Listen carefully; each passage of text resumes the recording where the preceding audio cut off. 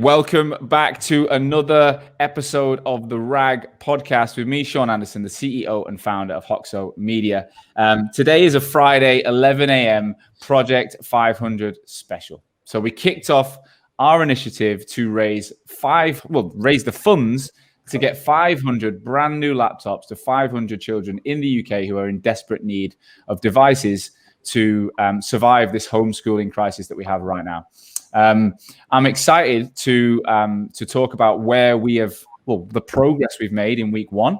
But I'm also super excited to be joined by Diarmaid Casey, who's the deputy head teacher of Burley Secondary Academy, which is actually the school which I used to work 10 years ago. So I left Burley as a PE teacher in October of 2010. And I had slightly less grey hair then, for anyone who knows me. I haven't really been back. I think I went back once in 2013, and I saw Diarmaid. Diarmaid was a teacher at the time, and he's worked his way right up to deputy head. So Diarmaid, welcome to the show. Thanks, Sean. Thanks for having me, and thanks, Chris, and thanks, Tim. No worries, mate. So back in the day, were you a history teacher? Am I right, or have I made that up? That's right. So I was the curriculum leader for history. You're right. And then after that, became the assistant head. And then this year, I've just been promoted to deputy head. So, wicked. Transition. Lovely. So thanks for having us on. Chris, Tim, welcome. How are we this morning? Very good, thanks. Yeah. All good. Thank you, Sean. All good. Good, man. I've tried to outdo Chris with the Steve Jobs look. So I've put the biggest turtleneck I could find on. Because Chris looked too sharp for my liking last week. I didn't like the fact that he outdid me. Today's show, it's a relatively short show, 30 minutes, and we want to speak to Diarmaid and find out about the situation going on in Sheffield at his school. But first and foremost, we want to give you an update on what we've actually done in the past week. It's been a lot of work. There's been a hell of a lot of running around behind the scenes from both Hoxo, Redmond, and Simply Commerce, who combined team to create Project 500. And I'll start with Chris, who's going to give us an overview as to where we are right now as on a fundraising perspective. Definitely. I think what you just said, Sean, about the amount of energy that's obviously intangible, but clearly huge over the course of the last week was impressive on day one when we were doing this at exactly this time last week. But since then, it's just continued to get stronger and stronger and stronger. And my gut feeling is that we're going to springboard today into the next chapter of how colossal these numbers are. So I think that by the end we launched at 11 o'clock last Friday, and I think that we were up to £10,000 raised by close of play last week. So within a matter of hours. I'm really, really pleased to say that we've got 65 backers, separate individuals and organisations who have got behind the initiative to raise a total amount as of literally now in real time, £30,000, £918. It's a phenomenal amount. And if you think about the fact that every £1,000 equates to 5 or 6 laptops, you just think of the number of kids that are going to be in front of those screens within a matter of days who are going to be benefiting, and the right side of the 193 kids, that is, Chris, in 1 week. Brilliant. That's exactly why we did this. That's why we did it. So, Tim, tell us what's going to happen now that money's hit the bank and we've got access to the funds to get this ball rolling. So, yeah, reiterating Chris's point, everyone's pulled together across all 3 businesses, working day and night to pull this together. I think we'd all agree it's a bigger job than we first anticipated, but we are getting there and we're making incredible progress. So that 30K that we've raised now is starting to filter through, and we're getting the first laptops being delivered to the schools already. So we have a list of schools that have put in the request for devices. Those devices are now starting to make their way to the schools, and the impact of that we've already heard is incredible. Just allowing those kids the opportunity to get online on a laptop that actually works and not having to share with other children or siblings. So this is everything that we hope for, right? This is the whole principles behind what we're doing, and it's just amazing to see it all come together. Wicked. Well, I think it was about 4 weeks ago you both picked up the phone. So I'm proud of what we've achieved so far, and we've got a long way to go. So Diarmaid, welcome. First question for you, my man, could you just give us an overview of the school, the area of Burley that the school sits within, and the type of children and the demographics that live within that area and sit within that school? Okay, Sean, so thank you. So essentially, we're a secondary school. We're 11 to 16. We're on the southeast of the Sheffield city. So we're on the border of the Derbyshire countryside. Very typically white working class. When I talk about white working class, lots of our parents are kind of working in work at this moment in time. Obviously, they've got the struggles with lockdown. So that's in terms of just the situation, the demographics of it. Specifically, would you like me to discuss anything else? Yeah, so in terms of what is the reality in terms of the amount of children in Burley, in your school, under your care, that do not have access to the equipment they need right now to do what they're required to do? So I think you've used the word equipment. I would say that the majority of our students have equipment of sorts, but it's essentially suitable equipment for learning. So a lot of our students would have, for example, mobile phones, but that's not, really appropriate to be learning with. So in terms of, we've obviously audited our parents to find out what we have, and essentially a quarter to a third of our students don't have access to appropriate equipment, so such as a laptop or a tablet of sorts. And as a consequence of that, therefore, it means it stops them from being able to learn effectively. So that's the situation itself. How many kids does that actually mean? Like so specifically 300 students, 333 students specifically don't have access to the appropriate device. We're talking about one school in one city, and there's 300 kids, and we're talking about a country, a nation. It's incredible, the size and scale of this problem. Tim, do you want to chip in? Yeah, so one of the things that I'm interested in, and again, this was raised to me by my 9-year-old, is she kind of came to us and she is missing school and the interaction with kids and the social element of it and playing in the playground and all the good things they get to do when they see each other. And she still has access via laptop, so we're fortunate, but it's still having an impact. And that's one of the things that worries me as much as they're learning. So I'm just wondering, from your point of view, Diarmaid, is that something you're experiencing yourself?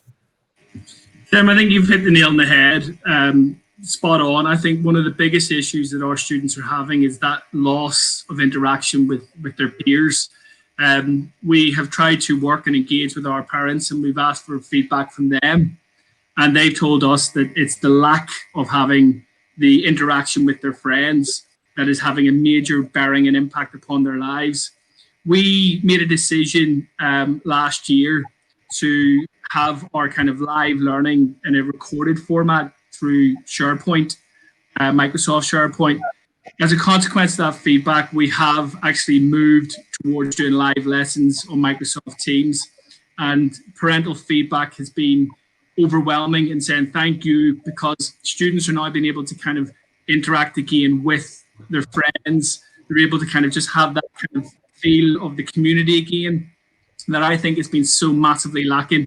And I think when you talk about this is it. It's exactly what's going on. But that's reality, Tim. That's what life for you as a dad at this moment in time. You're having are you going to be in it or not? No. Okay, well, she's just going to hide it. Sorry, Diarmaid. But I love it. But that's brilliant. Genuinely, that makes me happy to see, because she's engaged, she's happy. But I think that's it. I think for me, one of the biggest things is about just making sure students are kind of their well-being is supported as their learning, because their well-being is crucial. I think that's what we really learned as a consequence of this situation. How are you guys as teachers? What's your day-to-day life like, Diarmaid? Like, how are you executing what you're doing? How do you get contact with parents and kids? Like, what's an average day like for a teacher at Burley? So so we are trying to ensure staff remain working remotely as best as possible.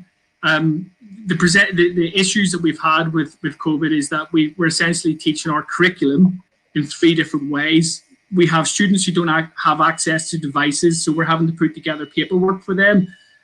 We're also, because of the fact that parents like Tim are having to work at home while also home educate, we've developing another curriculum through what we call SharePoint, and essentially is where we upload all our lessons, we record them as teachers, so they allow parents that element of flexibility.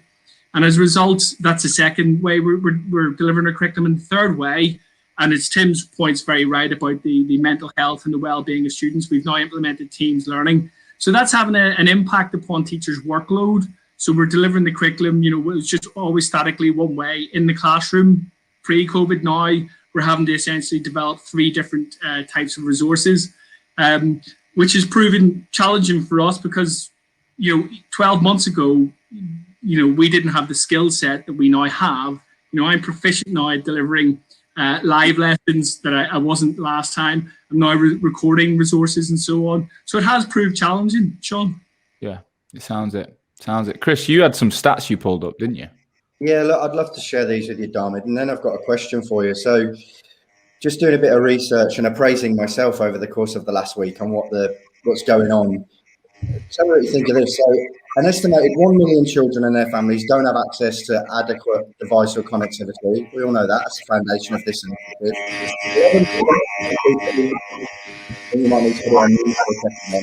Yeah, let's do that. Yeah. There we go. So 11% of young people accessing the internet at home do so without a computer, without a broadband connection. God knows what that does to your, to your data package and how quickly that goes down. Further 6% access the internet via dial-up modems, a technology which is now How many, Chris? 6%. So, breaking down the granular, I'm not sure exactly what that equates to, but AOL dial-up back in the dial-up. Yeah. Didn't even think that was a thing anymore. I mean, I thought you do hang around in AOL chat rooms, though, don't you, Tim? That's like a normal Friday night for you, isn't it?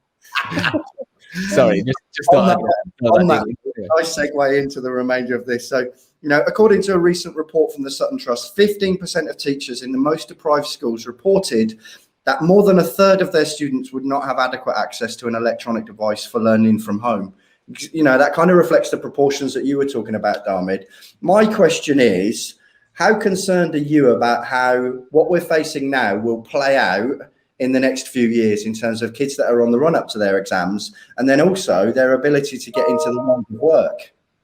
That's a really good question, Chris. And I think, to be honest, that's one that's preoccupying a lot of teachers and school leaders at this moment in time. I think you just have to try to be positive about it. I do think there's going to be an impact. I think the reality is that we don't know. I think our jobs are going to change as a consequence of COVID. As in a simplistic thing, I had a meeting this morning about GCSE exams, BTECs. We don't even know what the landscape is in kind of May, June, when students are due to sit those exams. The government is due to publish their findings this month at some point. I just think you just have to approach it as best you can as being very, very positive. We're determined to ensure every student achieves the best, and we'll work our socks off to ensure we put in place a recovery curriculum for them. I mean, we've done a lot of work currently in making sure that what we're doing with our students in terms of our live lessons and recorded lessons aligns with our curriculum, so that basically they've got the best chances when we come back after that.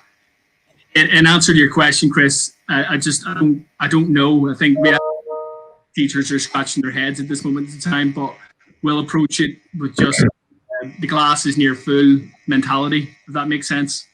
I'm interrupting this episode of the RAG podcast to bring you a message from our sponsor, Odro. You know by now that Odro are the #1 video interview platform for recruiters around the world. Now, they keep bringing out new features, from Odro Capture to Odro Producer, and it just keeps getting better and better and better. But now, recently, they've just announced a new feature to the platform, which is a complete game changer.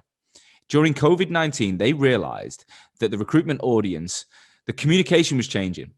Globally, their clients and candidates were using Microsoft Teams and Zoom more than anything else. The phrase, let's jump on a Zoom call or jump on a Teams call, has actually replaced the words video interview for a lot of their conversations over the last 6 months. Now, they were thinking, how are we going to eradicate this? How are we going to make Odro the name that everyone talks about for the interview process? And they realized they didn't need to. They needed to integrate. So for the first time ever, they're the first video interview platform on the planet that have decided and managed to integrate with Zoom and soon to be integrated with Microsoft Teams. So with one click, after recording a Zoom video, you can now drag that into Odro and create everything else that Odro has, from adding the CV, the heat maps, the capture, and the producer elements. You get all the benefits of Odro before and after the interview, but you get to use Zoom, which is client-friendly on all levels. So this is massive. Teams is coming. It's the first time anyone's ever done it in our sector, and it is literally going to change the way you work in 2021. Get in touch with my friends over at Odro at odro.co.uk, or if you're already a user, reach out to your account manager to make sure you've got this feature. Back to the show. Sean, if I've got one other thing I'd like to just ask, if it's okay for me to do so for Diarmaid. I saw something on the news recently about, kids absorb what they see across a number of different channels digitally now, the TV, what's on Facebook, what their mates are chatting about, all of this stuff. And it was talking actually about the sentiment of the message that is penetrating all of those media channels now, this potentially being one of them, and kids picking up on it and it getting them into a negative state of mind, and how important it is that we're all buoyant, or a bit more buoyant, about the fact that this is okay, we're going to ride through it, all of that sort of stuff. Are you seeing that manifest itself in the, in the mental health of the kids, in terms of getting, dare I say it, the kind of depressive, down on themselves, down on their luck? Absolutely. Every day, essentially, we have, in terms of the structure of our school, we have progress leaders and year leaders who work with students, and they're sending out emails and having communications about where students are really, really struggling. One of the things from a leadership team point of view, in terms of where we're going to be looking to deploy our staff moving forward, is we're already talking about having essentially mental health well-being kind of coaches, champions. Next week, we have Dr. Dominic Thompson, who's a GP who specialises in students' well-being and mental health. She's going to be speaking to the parents of all year groups. We then go on half term, and then she's going to be doing sessions through Zoom for our students. It's massively prevalent. It's not just confined to yourselves. It's primary. I have a daughter who's in year 6. She's struggling to sleep. She is going to school, but I think it's just all kind of becoming all encompassing in terms of students' well-being. So, in answer to your questions, yes, we are seeing it at the sharp end, Chris. It's crazy, isn't it? I think, if I look back to when I worked with you, Diarmaid, we didn't even have the technology we've got. We're talking about, I didn't have a smartphone. I didn't even have an email at Burley. I don't think I had an email address. I didn't have an email. I had a register via that Serco system. And there was an internal, I think there was some kind of internal intranet thing, but we didn't have it. I mean, I didn't have a camera on the laptop. I think there was Skype existed. There was no FaceTime. Could you imagine what would have happened? I mean, it's a nightmare now, but at least we have this technology. Can you imagine what would have happened 10, 15 years ago if this pandemic would have come about? I think, Sean, teachers would have found a solution. We would have found a way to do it. And I think one of the things is we were very keen to try and be as positive. I mean, this situation has actually taught us a great deal as well about how we can improve our practice. So it's been a disaster. There's no point lying about that. It has been an unmitigated disaster. But in that, there's been lots of positives that we can find. So for students who typically have attendance issues, as an example, we now have a platform whereby we can engage them. So if they're not coming into school, we can now still reach them. We can kind of them into school. Of course, you couldn't have anticipated it. It's as I say, I mean, I heard on the radio this morning, it's like, God almighty, it's a year near enough since we went into this situation. Yeah. But I think, it's just like, it could happen again in the future, and I think we'll just have to adapt. So that leads into my final question for you would be, what do you think, let's say the vaccine kicks in to the point where March, April, where you're back in school, what will be the reality of that normal for you, do you think? How will the school day look when we are starting to integrate everyone back into society? Good question, Sean. I think one of the things is that the school, as you know it, you had students across the piece, year 7, being classroom next door to year 11, being classroom next door to year 8. We don't have that at the moment. My office is in the maths corridor. That is where our year 8 students live. Right. I don't foresee that ending anytime soon. But that would be brilliant if we can get them back into school. I think it's just about really where we feel at this moment in time. Our first steps is just to kind of get them back in and reassure them, make them feel reassured that we as professionals will do the best we can by them. And because as Tim has rightly talked about, that kind of well-being issue, I think that's just paramount to what we have to do. So we can't wait. Genuinely, it's harder as teachers at this moment in time, having students out than in the building. Our workload has increased significantly, and we know we have a huge job in place when they come back in, because we're going to have to see where the gaps are in their learning and deal with the kind of the basic issues. One of the things they've said at primary level, some students at reception, have forgot how to use a fork and stuff like that. Some social norms with some of our students have gone. Just the idea of being able to line up sensibly, and that's not them being silly or misbehaving. That's just because they've been out of school for a year. They've just totally forgot the basic expectations of a school building. Yeah, that's insane, isn't it? That's really crazy. What if you're looking at the provision of laptops that we're providing? I mean, we're trying to get to 500. It's an absolute drop in the ocean in reality. What other schemes of your school had access to? What other support or help have you seen out there that's also trying to solve the same problem? So, obviously you're probably familiar with the free school meals, which is an issue itself. I think, one of the issues is around, some people may have a laptop, but they don't have, for example, suitable Wi-Fi because of just the coverage. So I know that certain phone companies have provided dongles so that they can access the internet that way, which in itself is pretty problematic.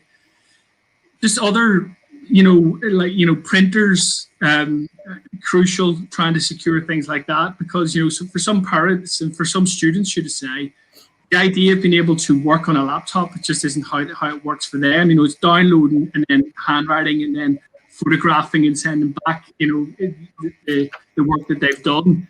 As you know, audio, the sound has proved problematic because, as I say, we've recorded our lessons. And again, the state of the laptops has proved problematic. So we will look to kind of take advantage of any situation in the sense of any offer of help, should I say. And so, it's wonderful what you guys are doing. So I can't thank you enough. A final interruption to today's episode to introduce Vincere. Vincere is the all-in-one CRM ATS platform built for the recruitment and staffing industry. Now, I first heard about these guys about a year ago. The amount of prospect recruitment agencies and clients I was working with that were telling me they were moving over to Vincere, I had to look into it. And what I found was a business that had a global reach with multiple offices around the world. So they've got this follow the sun methodology, which allows them to support recruitment businesses wherever you are and be in your time zone. But the technology that they've invested in is becoming a disruptor in the space. More and more recruitment businesses are doing this to give their recruiters a competitive advantage. They broke into the G2 Crowd's momentum grid as a market leader based on their reviews from their customers. So the agencies that are using this platform are raving about it. Now, if you're a RAG listener and you're thinking about changing CRM, or you're a new business looking to launch with a new CRM, then I would get in touch with these guys, because if you mention that you're a RAG listener, they're doing an amazing deal.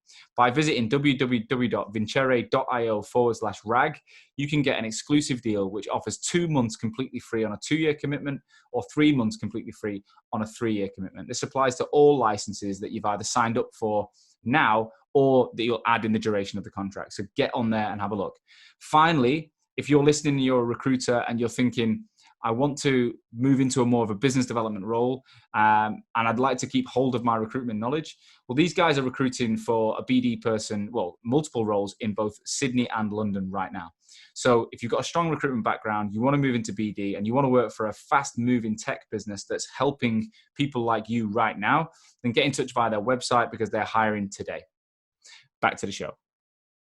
Sean, do you mind if I ask a question? Sure, go.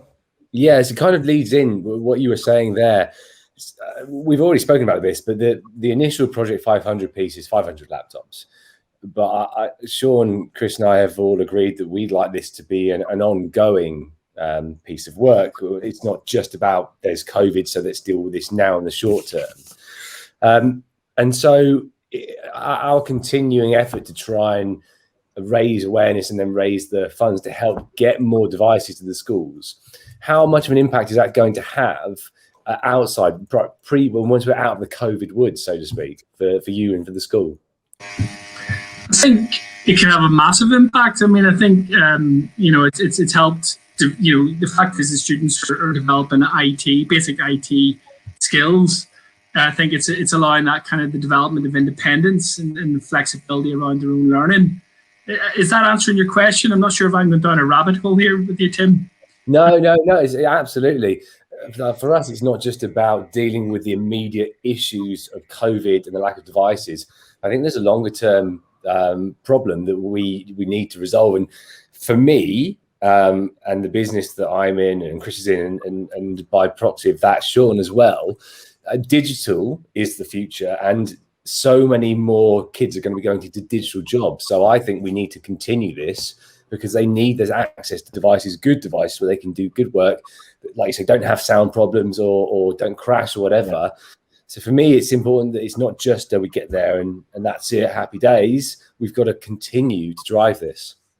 I think you're right. And I think that we've, as a leadership team, tried to reflect upon that. So we do teach students, IT. But I think, we're really going to look to strengthen that now because you're right, we are moving towards a digital world. Schools, in many ways, are still very paper-based, just in the classroom. And I think that we're going to assess and look to see where we can utilise, because the resources that we now have at our hands to kind of improve our student offers. I've already talked about, Tim, the fact is that we have a situation now whereby when COVID ends, we can be doing what we call, after school intervention for students, for example, in GCSE. Instead of them necessarily having to remain in school, they may want to go home and have a break. We can now utilise this to do support in preparation for that. When it comes to exams and stuff like that, there is real potential opportunities of whereby students don't have to necessarily be in the building to have, that revision session. So as I said previously, I think that this has taught us a great deal, and we are going to look to utilise that moving forward to improve the provision that we give our students. So you know what, Diarmaid, all I can think and want to say is well done. Like, it sounds like I can't even imagine how hard it is because what you've just said throughout the last 15 minutes, you've probably named about 50 different problems, like from school meals to the provision of data to the children who don't even normally turn up. Like you're naming problem after problem after problem, and you've got to deliver a curriculum in 3 different ways. And, and you've got to be a parent and a husband and all the shit that goes on in your own life. So I just want to say, well done, mate. Like I genuinely can't even imagine still doing it. Like 10 years ago, I was doing this as a graduate, and I just loved playing football and going to the golf club. If I'm honest, back then it was great. But to think of this, what you're dealing with is my hat's off to you. We've had a question come in from one of the audience. One of the guys who donated today, Richard Long. Thank you, Richard. The question is for you, Diarmaid. Was having tech available for students an issue pre-COVID at your school? So that's an interesting question. So was it an issue beforehand? I don't think it was massively because we didn't utilise it, if I be honest. And I think that's where I talk about the potential that this is. This has been really useful for us as teachers, as school leaders, to understand just how we can really improve our offer for our students. So I think what this has done is it's moved us a little bit in a very positive way to. It's not that we're ever anti-IT. It's just the fact that essentially we never really had enough time probably to sit down and just to utilize and explore how we can utilize it effectively. And I think now that we've had to do that, we've been forced to do that, because of the situation, we now know we can get out of it, and we now know we can definitely improve the quality of education for our students. As you know, Sean, having been a teacher, you just have all different pressures, and it's not that we never wanted to look at that. I just think that now we have had this situation, we're going to take advantage of it the best we can. So I hope that answers Richard's question. I think it does. I think you're so positive, mate, and you're looking at the best outcomes from this situation, and I just think that's, I hope everyone in the profession has got the same attitude, because that's what we need for these kids. Chris, Tim, have you got anything else you want to add? There's just a final point and a headline from you and your opinion. We're talking a lot now about some of the fundamental changes to the way that we work, for the adult population being the future now. The antiquated ways of being, having to be at your desk at 9 and not leaving before 5 and all that, that's changed. And there's a lot more latitude and flexibility. Do you think that some of that latitude and flexibility will also be reflected in the way that schools are run going forwards? I think that's a really good question, Chris. And it's what I kind of often think about. And I think what we've recognised is that, for schools in general have two massive purposes. One is to educate us, prepare students for the future. But two is to enable the economy to continue to run. As Tim, as a working parent, has got his daughter at home with him. So I'm not so sure, truthfully, I'm not so sure. I think that to enable for the economy to run, the fact is that schools play their part in enabling that. At this moment in time, I don't think so. But that doesn't mean that it won't happen. And that doesn't necessarily reflect my personal opinion. I just think at this moment in time, what we've reflected and what we see every day in the newspapers is get schools back so we can open the economy again, in a sense. And so I think ultimately economic decisions will determine the flexibility that schools kind of play, if that makes sense. 100%. Thanks, Diarmaid. Yeah, definitely. Tim, anything you wanted to say before we round up? No other questions. Just really appreciate you coming on to share your experience with us and help us get the message out there. And I'm just now really looking forward to trying to get some laptops out to you guys to try and make an impact and help. Yeah, we've got 12 laptops on the way to you, Diarmaid. And I just want to, it's a pleasure. Brilliant to see you again. I'm not seeing you in 9 years or whatever, 8 years. And to see you doing so well. And look, I'm confident with the people at the top with your attitude. We've got the best chance of providing for these kids. Guys, for those of you that have been listening today and you're interested, please do get online and have a look at what we're doing and donate whatever you can. We've raised £30,000 in week 1. The target is £80,000. We've got £50,000 to do. And that is going to be, the momentum last week was amazing. Yeah. You know what it's like with these things. People are going to get, they've got other things to think about. They saw Project 500. It sounded great and they've moved on. We need to get the message out there as far and wide as possible. You don't have, recruitment owners, we are calling you out because we know we are in a similar boat. We run businesses. We've got a disposable income. We can make a difference. But that does not mean your clients, your candidates, your families, your friends can't get on board with this. I've got a friend who owns a salon in Sheffield, and she's raffling off all of their treatments for £5, and you win a treatment worth like hundreds of pounds. They've raised £100 yesterday, so they're going to be getting up to 500 by the end of next week.